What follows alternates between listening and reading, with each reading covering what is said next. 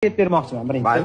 Xullas, bitta insonni sigiri yo'qolib qolibdi, ertalab tursa sigiri yo'qmish. Uni 3 ta o'g'li bor ekan.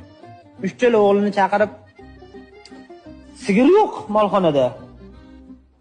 Desa, to'ng'ich o'g'il aytdiki, agar sigir yo'q bo'lsa, uni o'g'irlashgan debdi.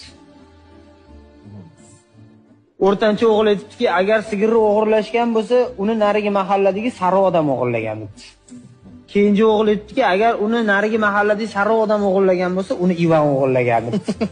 O'zidan o'zi shu logika bilan borib Ivanni urib dabdalasini chiqarib tashlashdi.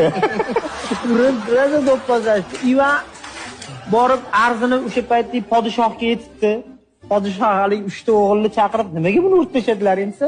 Mana shunaqa logika qildik. Voy sanlarni mantiqlaringdan o'rgilib keting. O'zidan o'zi shunaqa urib tashlaysanlar. Bu qanaqa mantiq? Biz har doim shunaqa mantiq bilan har doim to'g'ri topamiz desa, "Xo'p, debdi, qutini olib chiqinglar" deb. Bu qutining ichida nima bor? To'ng'ich o'g'il quti to'rtburchak bo'lsa, uni ichidagi narsa dumaloq debdi. O'rtancha o'g'il aytdiki, agar uni ichidagi narsa dumaloq bo'lsa, uning rangi sariq debdi. Keyingi o'g'il aytdiki, agar uning ichidagi narsa dumaloq rangi sariq bo'lsa, demak u tillatanga desa, podshoh ham bundoq qarab turib, "Sigirni nima qilding, Ivan?" degan ekan.